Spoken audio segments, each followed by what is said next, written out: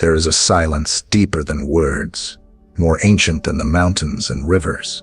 It waits behind all things, still observing, untouched by time. And in that silence, a question pulses softly, endless. Did Siddhartha Gautama truly find enlightenment, or did he simply uncover a path that forever unravels like a flame that cannot be grasped? Under the Bodhi Tree, in the shade of that fig whose roots had touched the soil of 10,000 lives, Siddhartha sat. The wind was still. The world, it seemed, held its breath. But the night was not silent for him. Mara, the embodiment of delusion, came not with fire and fury, but with doubt, with lust, fear, pride, with the soft whispers of "Why are you here? And who do you think you are to renounce the world?" Mara did not strike with weapons, but with memories, with longings, with the ache of being alive. And Siddhartha, that seeker who had once worn the robes of royalty and later the rags of an ascetic, did not fight. He did not flee. He simply witnessed. He watched each temptation rise and fall like a breath.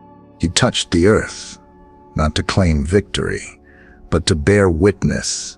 This existence, this struggle, this yearning for freedom is real. And then, it is said, the morning star rose, and something in him dissolved. But what was it? Was it self? Was it ignorance?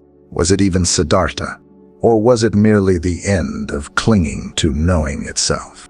They say in that moment he saw the Dharma, the truth as it is, not as the mind wishes it to be. He beheld the wheel of becoming, of birth and death and rebirth, of craving and becoming and decay.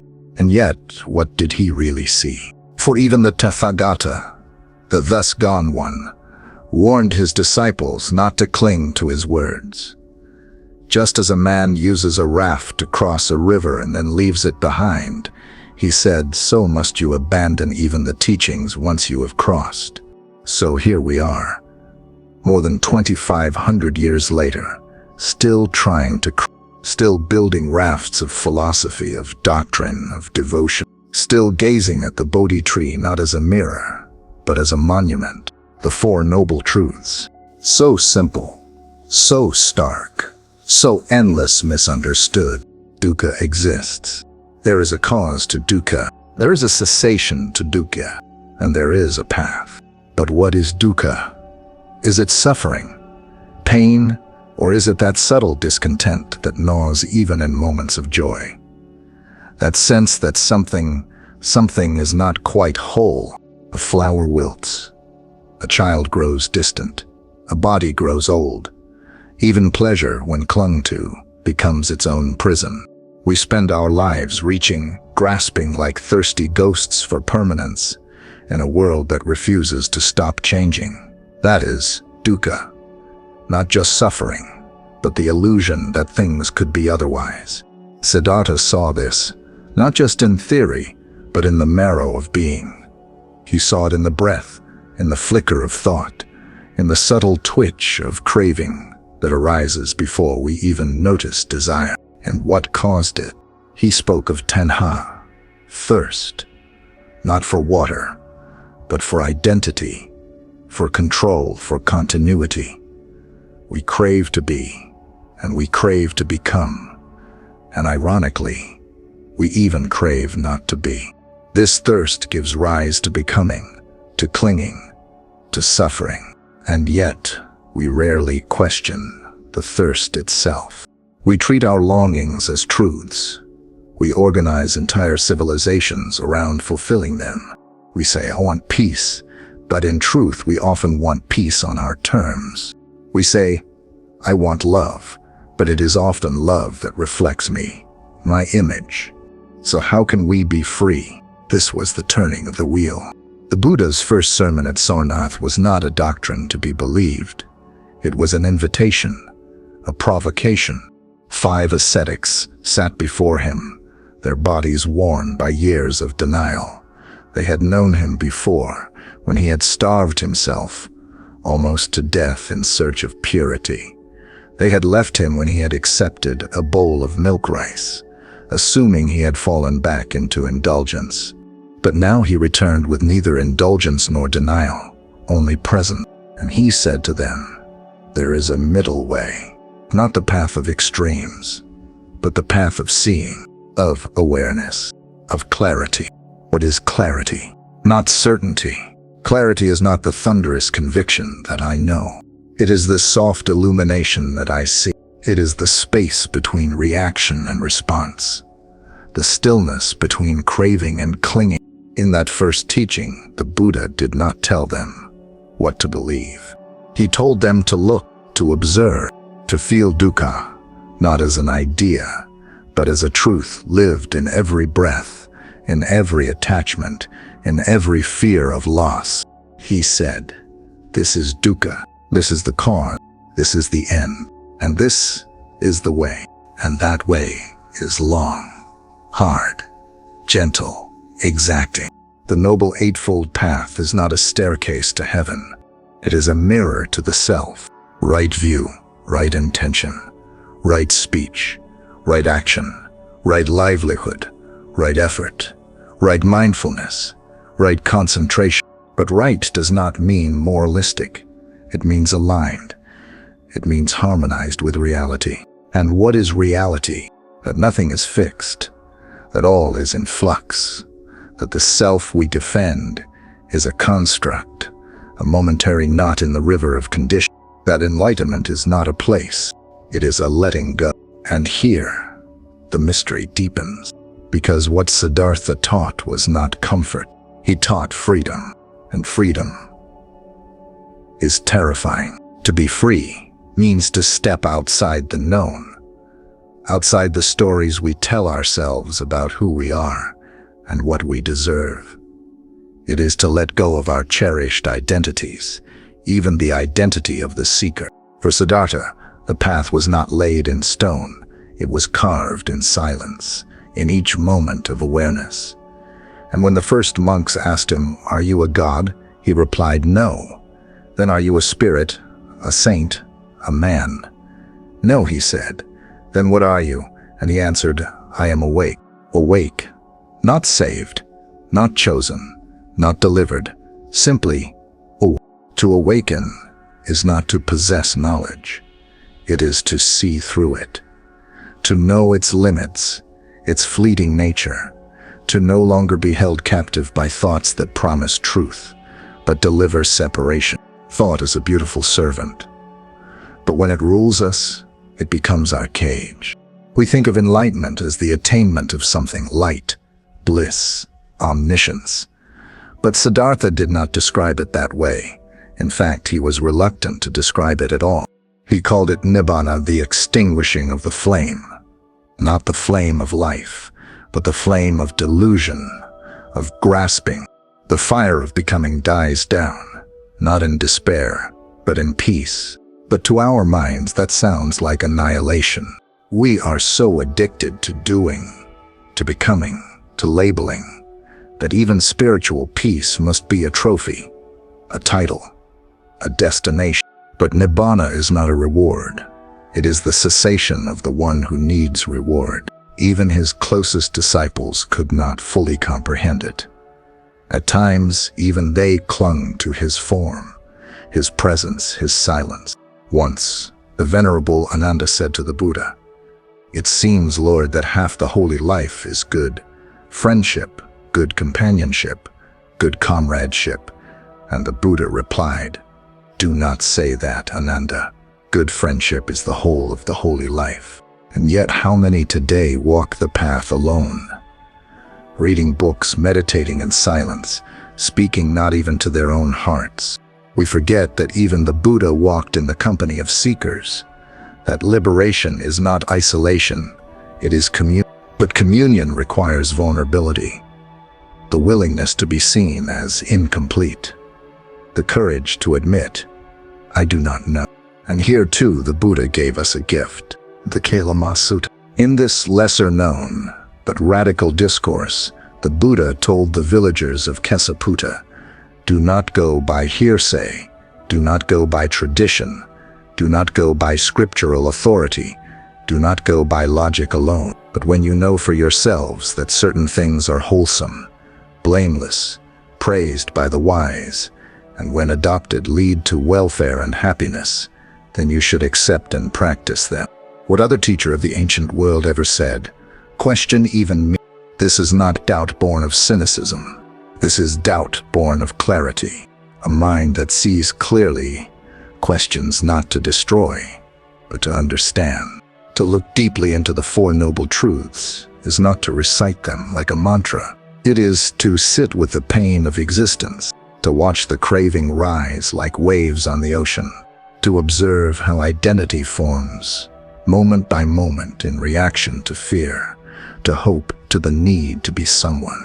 And then perhaps to see there is no solid ground beneath this self, only patterns, conditions, habits.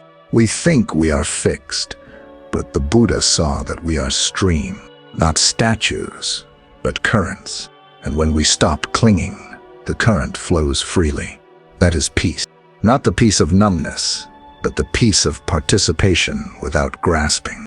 This is why he taught mindfulness not as a technique, but as a way of being. To walk, to breathe, to eat, to speak with awareness, with gentleness, with precision. Mindfulness is not a retreat from life. It is an entrance. It is the light we shine on the roots of suffering. And in that light, the roots wither. But it takes discipline. The Eightfold Path is not 8 steps. It is one path, lived in 8 dimensions. Right speech is not merely avoiding lies. It is choosing words that heal. Right action is not mere abstention. It is engagement with compassion.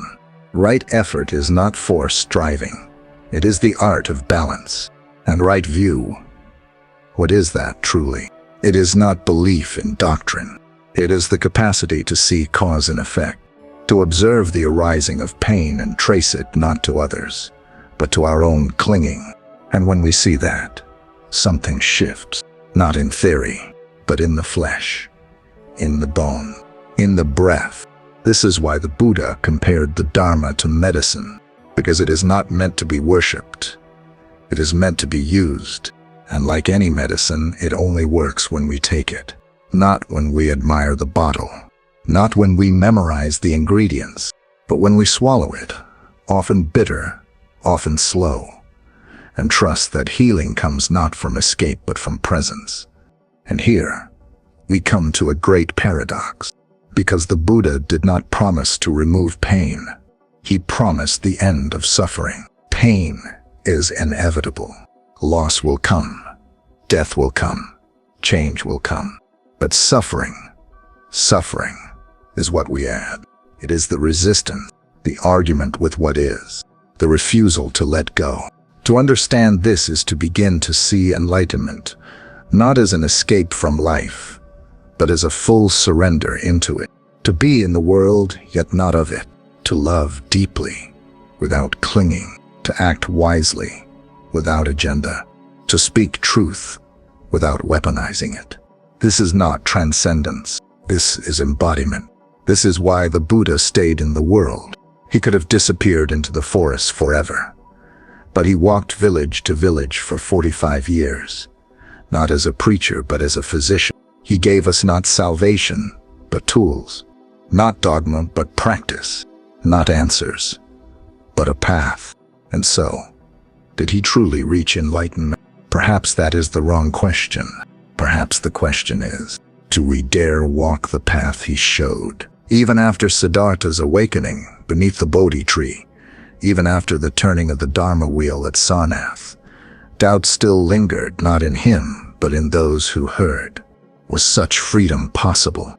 Could the endless suffering of birth, aging, sickness, and death truly come to an end?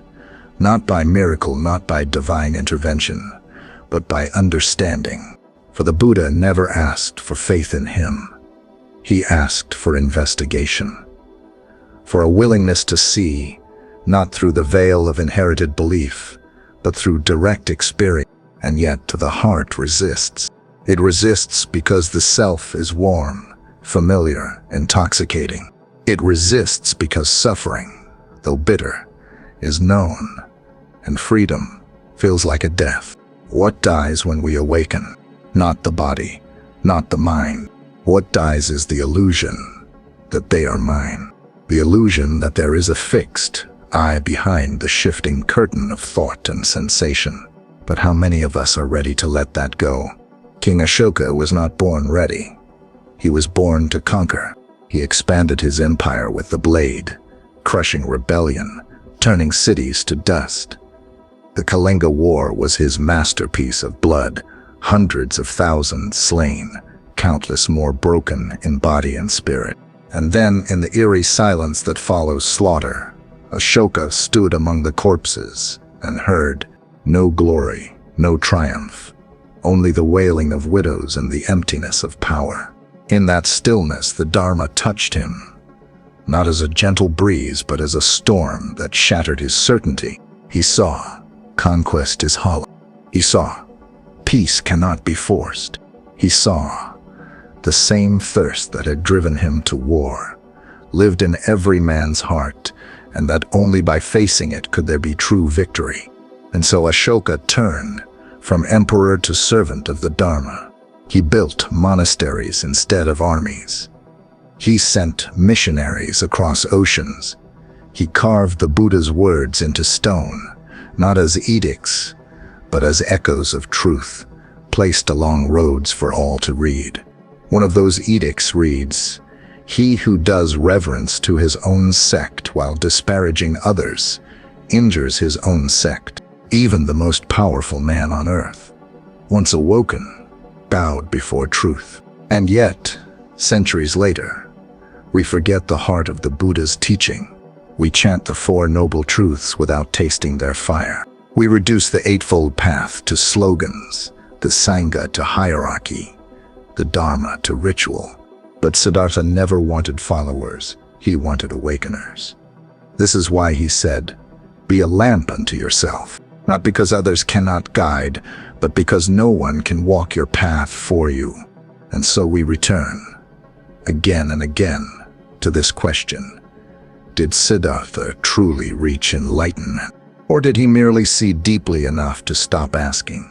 In the Majjhima Nikaya, there is a moment where the Buddha is asked directly, "Do you teach annihilation?" And he replies, "I teach only suffering and the end of suffering." What a strange answer. He does not teach metaphysics, not the origin of the universe, not the afterlife, not the nature of God. He teaches suffering and its end. Why? Because anything beyond that, he says, is not conducive to liberation. It feeds speculation. It feeds identity. And identity is the root of suffering. When we cling to me, we suffer every slight. When we cling to mine, we fear every loss. When we cling to I am, we fear change itself.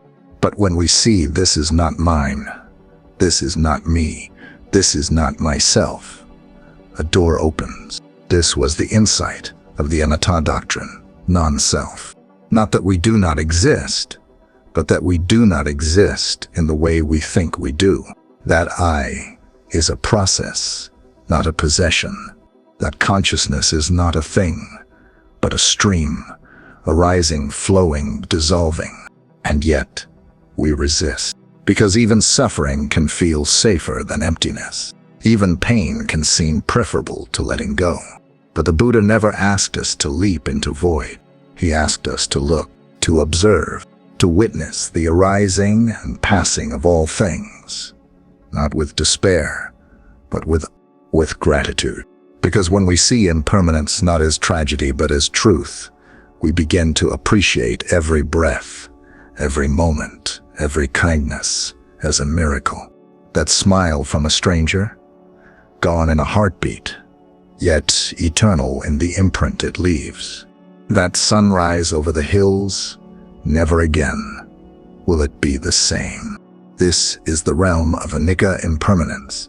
And when we live with it, we stop postponing life. We stop waiting for the perfect moment, the perfect version of ourselves. We act, we love, we serve, And when sorrow comes, as it must, we do not flee. We bow. We let it move through. Not because we are numb, but because we are free. This is what Siddhartha taught. Not escape, but courage. Not blind devotion, but seeing.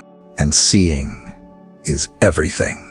When Mahakassapa, one of the Buddha's great disciples, came to see him after his enlightenment, he asked for no sermon. Instead, he sat silently. And the Buddha, without a word, lifted a single flower. Mahakassapa smiled. This moment became the seed of Zen. No words, just presence, just direct transmission. Can this be enlightenment? Not a state to achieve, but a way to be. To walk through the world with open eyes and open heart, unattached, yet deeply engaged. To live simply, act compassionately, speak truthfully, and think clearly.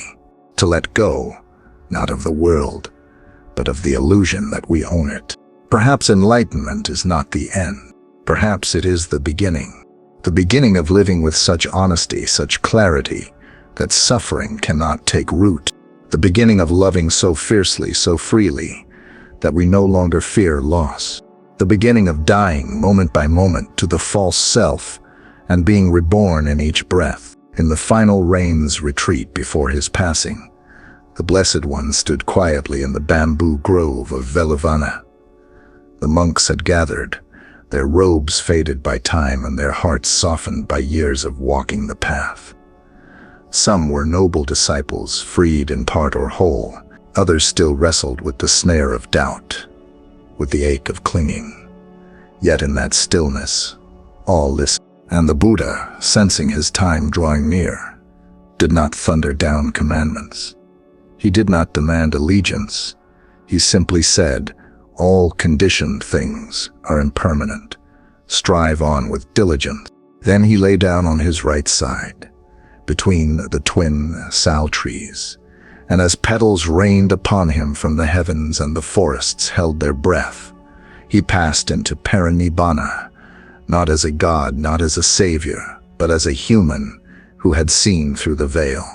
Even in death, the Buddha was teaching that there is no fixed self to be preserved, teaching that the path does not end in transcendence, but in complete intimacy with life as it is, teaching that liberation is not escape from the world, but from the illusion that binds us to it. So then, did Siddhartha truly reach enlightenment?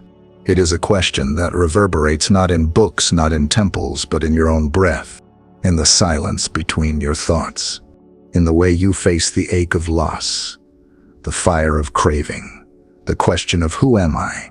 Because the truth behind the Four Noble Truths is not merely that suffering exists. It is that suffering is a call to wake up, to turn inward not in shame, but in sacred curiosity, to follow the trail of our pain back to its root and see, not with blame, but with compassion, that the source is not out there. It is here. It is how we cling, how we resist, how we grasp for permanence in the dance of impermanence. But if suffering is a call, then awareness is the answer, not grand enlightenment, not eternal bliss, just awareness, pure, simple, unadorned. And that awareness changes everything. It changes how we speak, turning words from weapons to bridges. It changes how we eat, transforming meals into sacred rituals. It changes how we walk, each step a meditation, each footfall a reminder that the earth holds us, no matter how lost we feel. And it changes how we love, not with neediness, but with freedom, not with expectation, but with presence. This is not some distant ideal. This is the heart of the path. To suffer, yes, but to suffer consciously. To see dukkha, not as failure, but as teacher. To hold our sorrow like a lotus holds rain. To breathe, not to control, but to return again and again. And in that return, perhaps we too awake, not in a burst of light, but in the quiet shift of seeing clearly, of choosing kindness overreaction, of resting in what is rather than chasing what isn't. You ask, did Siddhartha reach enlightenment? I ask, what does it mean if he did? Does that make him other than you? Or does it reveal what is possible for us all? For the Buddha's final act was not to ascend into glory, but to leave the path open, to show that the Dharma is not his property, but the nature of reality itself. That truth is not found in shrines, but in your own heart when it is still enough to listen. And so, we sit, we breathe, we walk this path, not to become like the Buddha, but to remember that we already carry the seeds of awakening. Each act of mindfulness is a step toward freedom. Each moment of compassion is a crack in the wall of the false self.